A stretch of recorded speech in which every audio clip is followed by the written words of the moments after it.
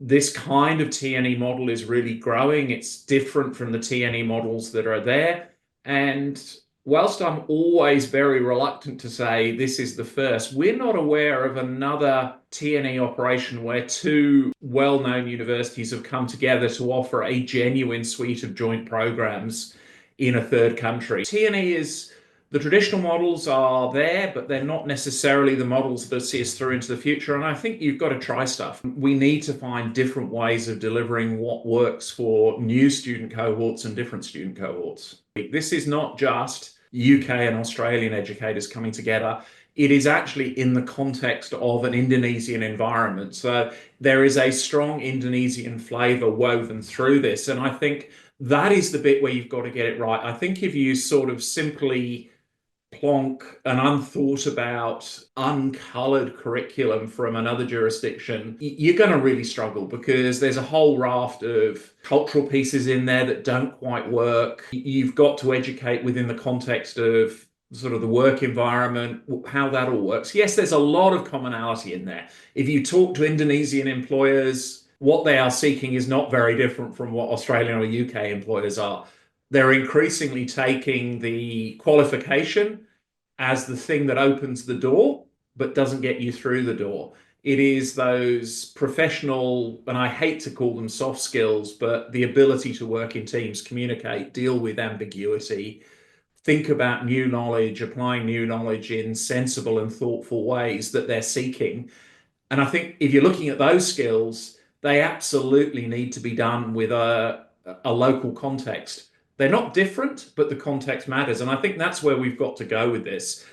And I honestly think, Tim, we've got to try stuff because if we believe this is important, and certainly Deakin does, Lancaster does, then simply saying, well, let's look at very standard approaches, I think we'll get sterile pretty quickly. So when I started in 2019, one of the things that we did was have a look at our international strategy, where we were recruiting from.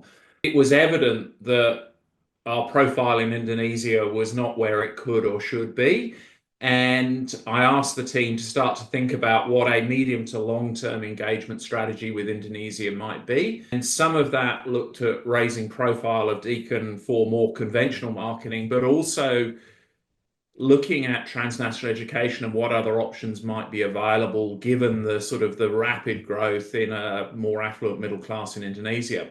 At the same time, the University of Lancaster in the UK was doing much the same thing. Through our business schools and academic collaborations, we already sort of knew each other as institutions. In the midst of COVID, and I think it was about 2021, we decided that working with Navitas as sort of an infrastructure and foundation program provider, we would come together to put together a proposal to the Indonesian government for a joint campus in Bandung. We aim to start in September of this year with both foundation programs and 5 undergraduate programs, a mixture of business and IT. First Indonesian undergraduate qualification in cybersecurity, which the employers there are really looking for.